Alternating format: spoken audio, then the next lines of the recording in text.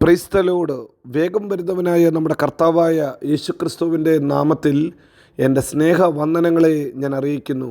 എസ്തേറിൻ്റെ പുസ്തകം 6-ാം അധ്യായം 13-ാം വാക്യം. അവൻ യഹൂദ വംശക്കാരനാകുന്നു എങ്കിൽ നീ അവനെ ജയിക്കുകയില്ല, അവനോട് തോറ്റുപോകുകയുള്ളൂ എന്ന് പറഞ്ഞു. ഹല്ലേലൂയ. എസ്തേറിൻ്റെ പുസ്തകത്തിൽ ഇതാ മൊർദെഖായിയോട് അവൻ്റെ വീട്ടുകാർ പറയുന്ന ഒരു വാചകമത്രേ നാം ചിന്തിച്ചത്. ഒരു ദൈവ പൈതലിനെ തോൽപ്പിക്കാൻ അവനെക്കൊണ്ട് പറ്റത്തില്ല.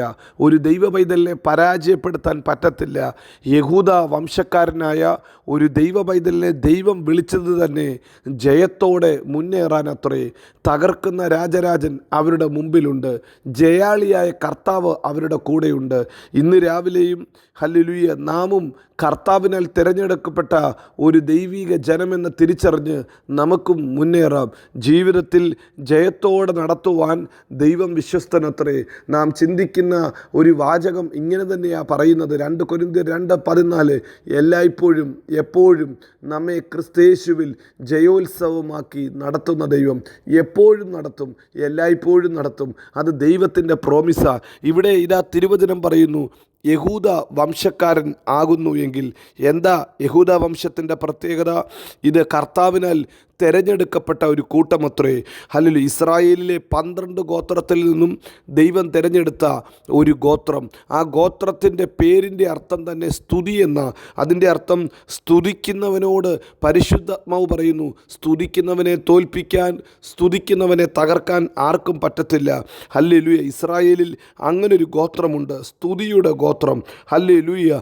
അതുകൊണ്ടാണ് യഹോശാഫാത്ത് രാജാവ് 2 ദിനവൃത്താന്തം 20-ാം അധ്യായത്തിൽ നാം വായിക്കുന്നത്, താൻ യുദ്ധത്തിന് വേണ്ടി ഹല്ലേലൂയ കുതിരകളെയും ഹല്ലേലൂയ കാലാൾപ്പടയെയും ഹല്ലേലൂയ ഒന്നുമല്ല നിരത്തിയത്. താൻ നിരത്തിയത് പാട്ടുകാരെയാ, ആരാധിക്കുന്നവരെ ഹല്ലേലൂയ യുദ്ധക്കളത്തിൽ നിന്ന് നിർത്തിയപ്പോൾ യുദ്ധം അവർ ജയിച്ചു. ഇന്ന് രാവിലെയും പ്രിയരെ നാം ജയിക്കുന്നത് നമ്മുടെ ഭുജബലം കൊണ്ടല്ല, നമ്മുടെ സൈന്യബലം കൊണ്ടല്ല, നമ്മുടെ ശക്തി കൊണ്ടല്ല, പിന്നെയോ ദൈവത്തെ ആരാധിക്കുന്ന നമ്മുടെ മേൽ വ്യാപരിക്കുന്ന ദൈവത്തിൻ്റെ കൃപ കൊണ്ടത്രേ. ഇന്ന് രാവിലെ സമയത്തും ജീവിതത്തിൻ്റെ ഏത് സാഹചര്യത്തെയും നോക്കി നിങ്ങൾക്ക് ദൈവത്തിന് നന്ദി പറയാൻ പറ്റുമോ? ദൈവത്തെ ആരാധിക്കാൻ പറ്റുമോ? ആരാധിക്കുന്നവന് വേണ്ടി, സ്തുതിക്കുന്നവന് വേണ്ടി ദൈവശക്തി ഇറങ്ങി വരും. ആരാധിക്കുന്നവനെ തോൽപ്പിക്കാൻ, ആരാധിക്കുന്നവനെ പരാജയപ്പെടുത്താൻ, ആരാധിക്കുന്നവനെ തകർക്കാൻ ഒരു ദുഷ്ടപിശാചിനും സാധ്യമല്ല. അത് ദൈവത്തിൻ്റെ പ്രോമിസാ. ഇന്ന് പകൽക്കാലം അതുകൊണ്ട് നിങ്ങളായിരിക്കുന്ന വീട്ടിനകത്തിരുന്നു കൊണ്ട് വാ തുറന്ന് ദൈവത്തെ ഒന്ന് സ്തുതിച്ചിട്ട് പറ, ഹല്ലേലൂയ, ഹല്ലേലൂയ, എൻ്റെ കർത്താവ് വിശ്വസ്തൻ, എൻ്റെ ദൈവം മതിയായവൻ. ഒന്ന് ആദരങ്ങൾ തുറന്ന് നന്ദി പറ. സ്തുതിക്കുമ്പോൾ നിൻ്റെ ഭവനത്തിൽ ജയത്തിൻ്റെ ഘോഷമുയരുക. സ്തുതി ഹല്ലേലൂയ ജയിക്കുന്നവരുടെ പാട്ടത്രേ. ഹല്ലേലൂയ എന്ന് പറഞ്ഞാൽ ജയത്തിൻ്റെ പാട്ടാ. ഇന്ന് രാവിലെയും നമുക്ക് ദൈവത്തെ സ്തുതിക്കാം. അവൻ്റെ വിശ്വസ്തതയെ ഓർത്ത്, അവൻ്റെ കരുതൽ ഓർത്ത്, അവൻ തരുന്ന ജയമോർത്ത് ദൈവത്തെ സ്തുതിക്കാം. ഹല്ലേലൂയ. 2 യഹൂദ ഗോത്രത്തിൻ്റെ പ്രത്യേകത, ഇത് തിരഞ്ഞെടുക്കപ്പെട്ട ഒരു ഗോത്രമാണ്. ആമോസ് പ്രവചനം 3-ാം അധ്യായം 2-ാം വാക്യത്തിൽ നാം വായിക്കുന്നു, ഭൂമിയിലെ സർവ്വജാതികളിൽ നിന്നും വെച്ച് നീ എന്നെ മാത്രം തിരഞ്ഞെടുത്തു. പ്രിയരെ, നമുക്ക് പറയാൻ പറ്റുമോ? എൻ്റെ അമ്മയുടെ ഉദരത്തിൽ വെച്ച് തന്നെ എന്നെ തിരഞ്ഞെടുത്ത ഒരു ദൈവമുണ്ട്, എന്നെ കരുതിയ ഒരു ദൈവമുണ്ട്. Hallelujah, hallelujah. അവൻ്റെ മന്ദിരമാക്കുവാൻ അവൻ എന്നെ തിരഞ്ഞെടുത്തു. എൻ്റെ കൂടെ സഞ്ചരിക്കാൻ ദൈവം എന്നെ തിരഞ്ഞെടുത്തു. എൻ്റെ ദൈവത്തിൻ്റെ തിരഞ്ഞെടുപ്പ് ഓർക്കുമ്പോൾ എൻ്റെ യോഗ്യത കൊണ്ടല്ല, എൻ്റെ കഴിവ് കൊണ്ടല്ല. ലോകത്തിൽ കഴിവുള്ളവർ, വിദ്യാഭ്യാസമുള്ളവർ, യോഗ്യതയുള്ളവർ അനേകരുണ്ട്.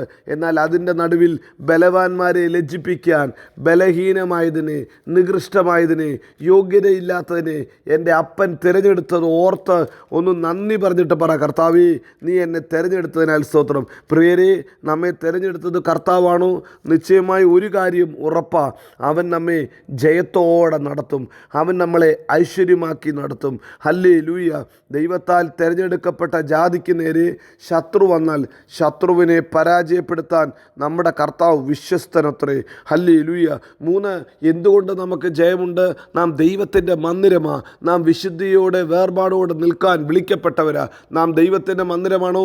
മന്ദിരത്തെ ഒന്ന് പൊളിച്ചു നോക്ക്.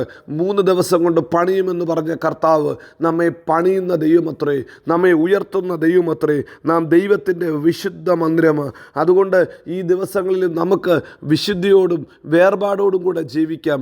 ദൈവത്തിൻ്റെ മന്ദിരത്തെ തൊടാൻ ദൈവം ഒരു നാളും അനുവദിക്കത്തില്ല. ലോകം വിചാരിച്ച് കാണും, യെരുശലേമിന് ചുറ്റും മതിലില്ല, ഇത് തുറന്നു കിടക്കുന്ന പട്ടണമാണ്, ആർക്ക് വേണമെങ്കിലും വന്ന് ആക്രമിക്കാം. പക്ഷേ വേദപുസ്തകത്തിൽ, സക്കറിയാ പുസ്തകത്തിൽ നാം ഇങ്ങനെ വായിക്കുന്നു, ഹല്ലേലൂയ, നിങ്ങൾ കാണുമ്പോൾ ഇത് കാവലില്ലാത്ത പട്ടണമെങ്കിൽ ഇതിനു ചുറ്റും ഞാൻ അഗ്നിമതിലായിരിക്കും. പ്രിയരെ, ഏലീശയുടെ ചുറ്റും അഗ്നിമയമായ രഥങ്ങളാൽ അവനെ പരിപാലിച്ചില്ലേ? ഹല്ലേലൂയ. യഹോവയുടെ ദൂതൻ അവൻ്റെ ഭക്തന്മാർക്ക് ചുറ്റും പാളയമിറങ്ങി അവരെ വിടുവിക്കുന്നു എന്ന് തിരുവചനത്തിൽ നാം വായിക്കുന്നു. അങ്ങനെയെങ്കിൽ കർത്താവിൻ്റെ വിശുദ്ധ മന്ദിരമാകുന്ന നമ്മുടെ ചുറ്റും ദൂതന്മാരെ കൊണ്ട് പാളയമിറക്കി അഗ്നിയുടെ കോട്ടയുണ്ടാക്കി നമ്മെ പരിപാലിക്കുന്ന ഒരു ദൈവമുണ്ട്. നമ്മെ തൊടുവാൻ ശത്രുവിനെ അനുവദിക്കാതെ നമ്മെ ജയത്തോടെ നടത്തുന്ന ഒരു കർത്താവുണ്ട്. നമ്മുടെ ദൈവം വിശ്വസ്തനായ ദൈവമാണ്. ഇന്ന് രാവിലെയും നാം ദൈവത്തിൻ്റെ മന്ദിരമെങ്കിൽ നമ്മെ തകർക്കാൻ, നമ്മെ പരാജയപ്പെടുത്താൻ ദൈവം ശത്രുവിനെ അനുവദിക്കത്തില്ല. ഹല്ലേലൂയ. നീ ഒരു യഹൂദ വംശക്കാരനാണോ? ആ ഒരു ഉറപ്പ് നിങ്ങൾക്കുണ്ടോ? നിങ്ങൾ ദൈവത്തെ ആരാധിക്കുന്നവനാണോ? ദൈവത്താൽ തിരഞ്ഞെടുക്കപ്പെട്ടവനാണോ? ദൈവത്തിൻ്റെ വിശുദ്ധ മന്ദിരമാണോ? നിശ്ചയമായി നിങ്ങളെ ജയോത്സവത്തോടെ കർത്താവ് നടത്തും. ഈ ദൈവം വിശ്വസ്തൻ, ഈ ദൈവം വാക്കുമാറാത്ത ദൈവം. അവൻ നമ്മെ എല്ലായിടത്തും എല്ലായ്പ്പോഴും ക്രിസ്തുയേശുവിൽ ജയോത്സവമാക്കി നടത്തും. God bless you. ആമീൻ.